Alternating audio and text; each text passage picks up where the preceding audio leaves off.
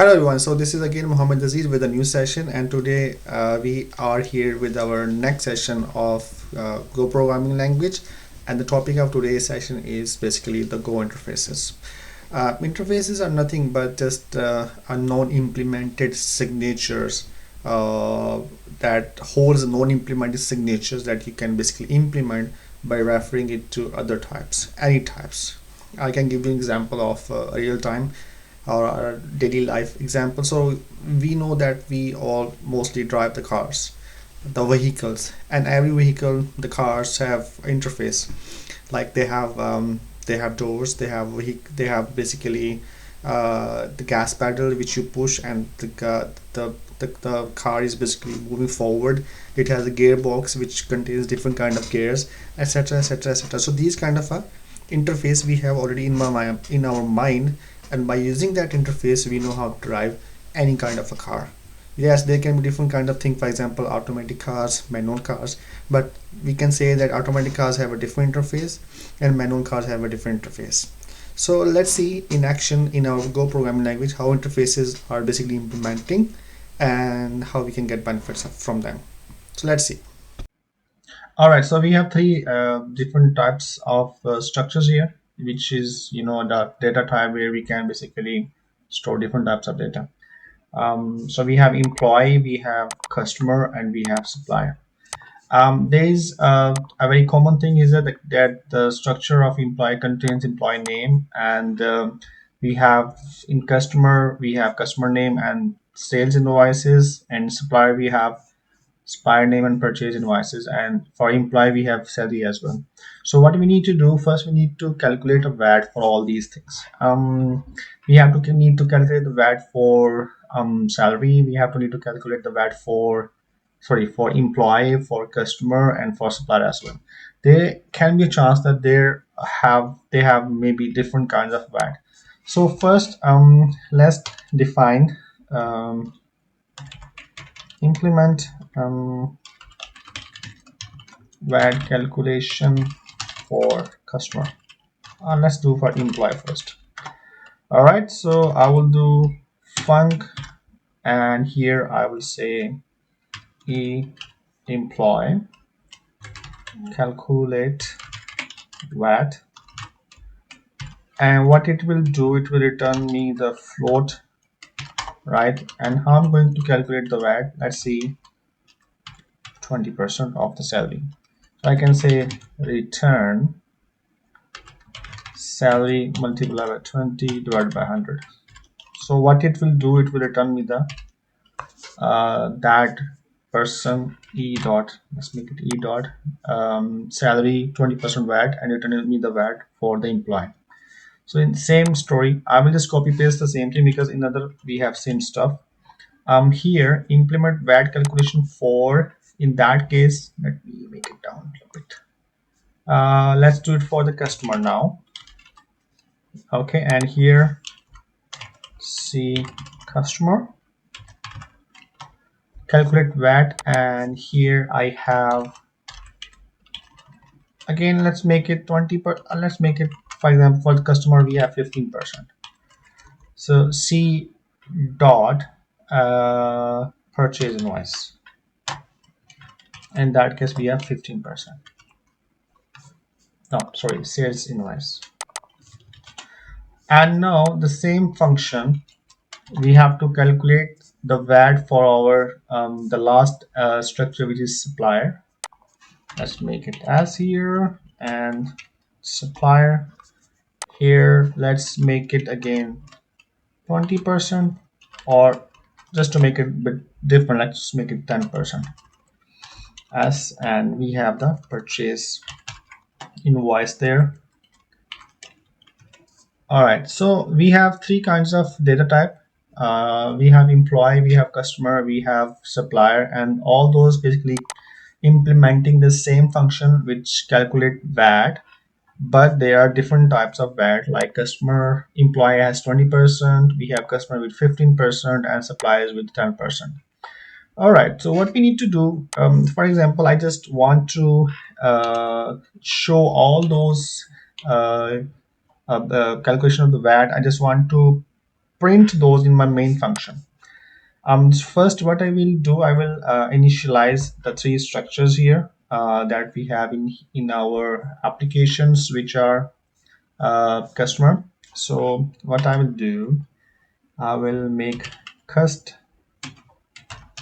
and I will define it as customer. And in here, what I will do, I can initialize those with the value key value pair of the customer. So in customer we have um, sorry, let's make it employee first and then go with the customer to keep the same hierarchy.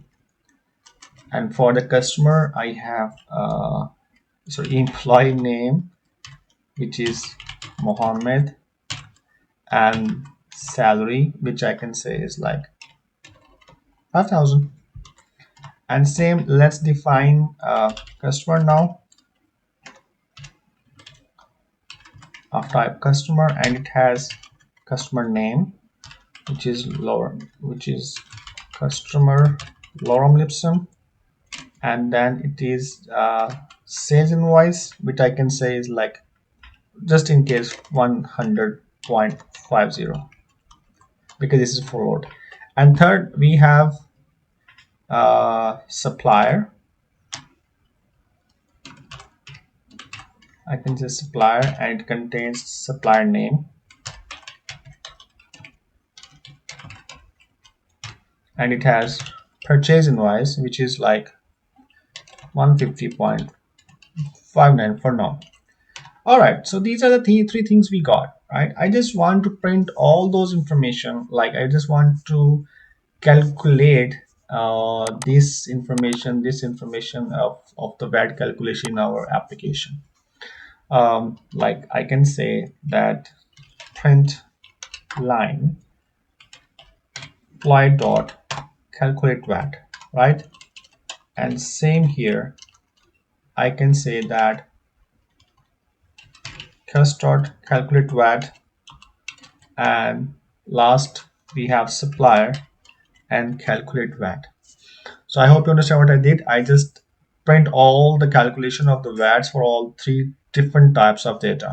So let's run this.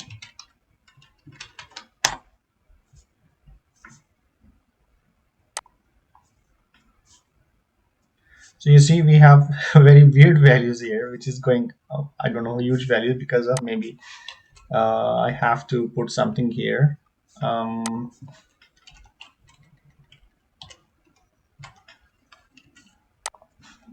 Let's make it like this. Sorry, not like this. There is an operator precedence which is causing this issue to have very weird values. So I will say just multiply first and then divide. All right, let's run again. Again, the values are bad. Okay, to have these decimals fixed, let me add fmt dot proper print line. I'm just using print line, and then here, and now let's run this. And you see we have the VAT values of all our three different data entities. Now the thing is, I just don't want to print this like one by one. What I can do, I can just declare a function, and that is basically, I can say print underscore VAT, and it's just return, or just like I can copy from here, right? And I can say that this is basically employee emp, and this is our employee type. Now this is not making any sense, because we have three different kinds of entities, the structures, and we need to make three different types of methods that's going to print our VAT. Like that doesn't make any sense. So to make this actually working properly, what I can do, I can create an interface that's basically provide us a signature for calculation of the VAT, because this is a function, this is a method that is same in all these three different kind of entities. So what I will do, I will come here, I will say uh, interface. So you just define a type and name it financials and interface. There you go. And here just define this calculate VAT. What was the name is this one? Calculate VAT function,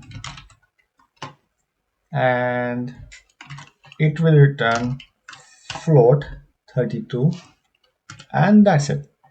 So now we have an interface which is containing the definition, or sorry, only the signature of this calculate VAT function, right? And now when we are going to print, I don't need to pass our structure. Instead, I will pass my interface. So the interface name was financials. I will say F financials, and I will here call the calculate VAT function the signature of my interface. Now here you don't need to do any of those. So what you do, you just call your interface. So here what I will do, I will create a data type of interface. I will say just fin for now, and I will make it slice, and the type is like we know financials, and here I will pass employee cost supplier, and then just iterate from this variable. I will say range of fin, and here just call this function the print VAT which we have just described, and then just pass v, and that's it. So this is the beautiful way of using interface. This is the power of interface in Go language, that you are defining one signature and you are just using it wherever you want after defining it for that particular structure or any other data type. So let's run this one, and you see we have beautiful three VATs in there for our employee, for our customer, and also for our supplier. So this is all about our interfaces. Those are very handy while developing a huge softwares and applications. I hope with this small example with three different kinds of data types, you understand the actual concept of interface. I will see you again in next session. I hope you like this current one, and take care. Bye bye.